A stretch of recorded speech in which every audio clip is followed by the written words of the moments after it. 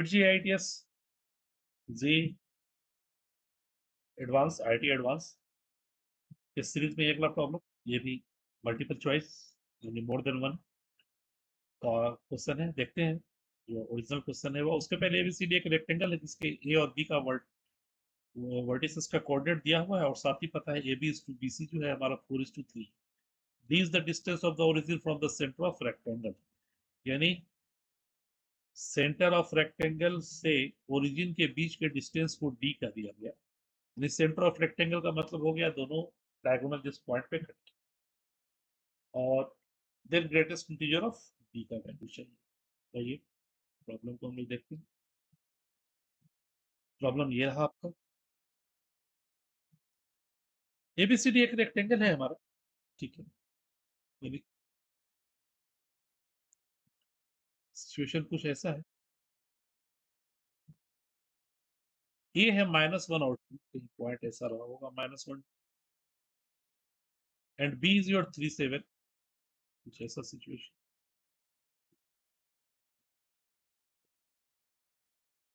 ए है -1 and this is our ए। हमें सी का लोकेशन पता नहीं ABCD। अब सी पॉइंट इस बी के ऊपर भी हो सकता है, नीचे भी हो सकता है। अगर ऊपर होगा तो कुछ ऐसा सिचुएशन, कुछ ऐसा रेक्टेंगल बनेगा, नहीं। और यही बी पॉइंट अगर नीचे हुआ तो कुछ इस तरह का पोजीशन आएगा। तो बी के लिए इस ए बी सी ये भी हो सकता है, डी, या फिर सी ये भी हो सकता है, डी ये भी हो सकता है। यानी हमें इस सी के बारे में पहले पता लगाना होगा, सी क्या होगा। तब हम लोग, अगर सी का कोऑर्डिनेट पता हो गया तो ए सी का मिड पॉइंट ही तो सेंटर हो जाएगा ना, और वो सेंटर पता चल गया तो डिस्टेंस फॉर्मूला से हम लोग ओरिजिन से उस पॉइंट का डिस्टेंस वर्कआउट कर सकते हैं। तो ये स्ट्रेटजी हमारी प्रॉब्लम की। तो यानी कि सी को फाइंड आउट करने के लिए अगर मान लेते हैं यही है ए सी है और ये बी। तो सी के कोऑर्डिनेट को निकालने के लिए अगर ये पता चल जाए कि ये एंगल क्या है तो हम लोग डिस्टेंस फॉर्मूला यूज कर सकते हैं। x minus x1 by cos theta equal y minus y1 by sine theta equal plus minus R, नहीं। तो आइए सबसे पहले ए बी का लेंथ निकाल लेते हैं। ए बी का लेंथ कितना हो गया हमारा, 3 1 4 16 प्लस 25, 25 से 31 10 41 स्क्वायर रूट ऑफ 4। ठीक।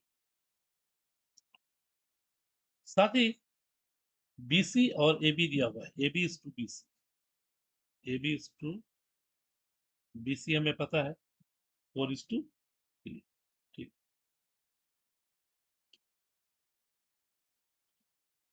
AB का लेंथ पता चल चुका है तो BC तो पता चल गया हमें, 3/4 ऑफ AB, यानी BC का लेंथ हो गया 3/4 ऑफ स्क्वायर रूट ऑफ 14।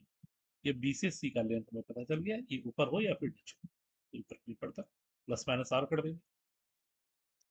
और x1 y1 के रूप में हमारे पास 3 7 है।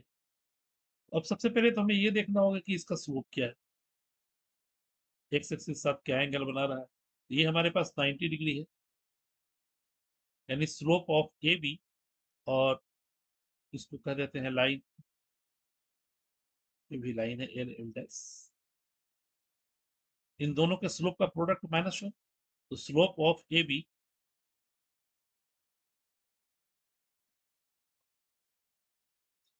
इसी का स्लोप कर देंगे, slope of A B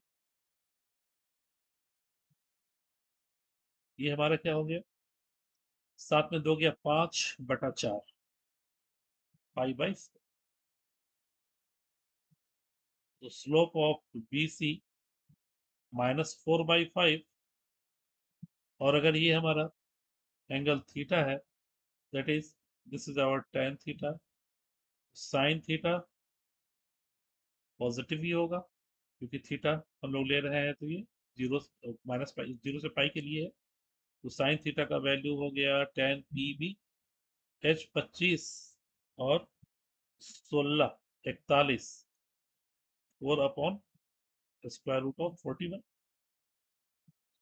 and cos theta का value minus 5 upon square root of 41। Therefore अगर कोऑर्डिनेट हमारा अल्फा और बीटा का दें, alpha -7 sorry alpha -3 x -x1 by cos theta -5/41 equal beta -7। Strategy हम लोगों ने शुरू में बना ली है, 4 अपॉन स्क्वायर रूट ऑफ 41 है ये, square root of 41 equal plus minus r, the distance of r is your BC, यही है। तो 3/4 स्क्वायर रूट ऑफ 41, अगर ये r का दे, यही r है, तो plus minus 3/4 square root of 40, यानी अल्फा -3 और ये आ गया minus square root of 41/5 minus square root of 41/5 equal 3/4 square root of 41 और -3/4 स्क्वायर रूट ऑफ 40। तो अल्फा -3 का वैल्यू हो गया हमारा 4/4 -15/4, या माइनस माइनस खत्म, ये खत्म, तो 5 दिया 15/4, यानी अल्फा हो गया 3 - 15/4 या 3 + 15/4, दिस बिकम्स -3/4 या 22/4।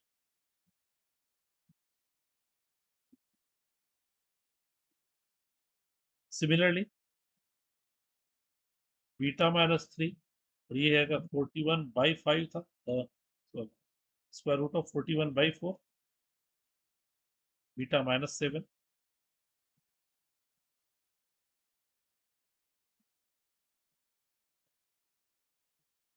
Equal 3/4 square root of 41, calculation है -3/4 स्क्वायर रूट ऑफ 41। ठीक है, तो 4 से 4 कैंसिल, 41 कैंसिल, और ये सीधा आ गया बीटा का वैल्यू 7 3 10 या 7 में 3 गया 4।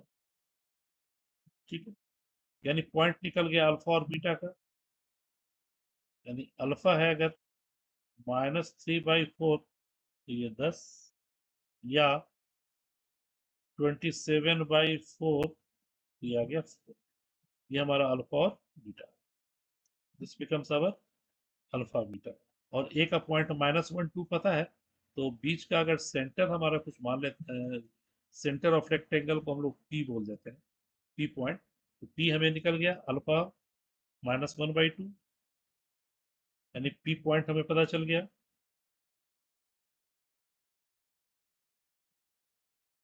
अल्फा -1/2 एंड बीटा +2/2,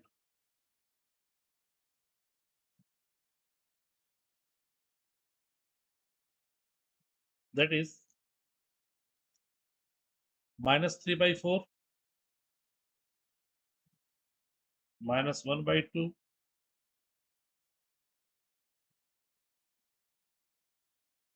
10 + 2/2, या अल्फा है 27/4 -1/2 और 4 + 2/2, यानी ये आ गया -1/8 अल्फा 3/4 या -3/, सॉरी -3/, -7/8 6 या 23/8 और ये 4×6/2। अब हमें ओरिजिन से इसका डिस्टेंस है, the distance of P from centre से ओरिजिन का डिस्टेंस, जिसको डी बोला गया। देयरफॉर डी का मतलब हो गया -7/8 -0 का होल स्क्वायर, ओरिजिन से कहा गया, प्लस 6 -0 का होल स्क्वायर का स्क्वायर रूट, या स्क्वायर रूट ऑफ 23/8 का होल स्क्वायर प्लस 3 का स्क्वायर। ये हो गया 49/64 प्लस 36।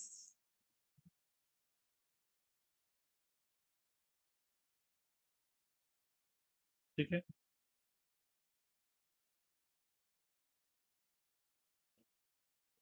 और ये हो गया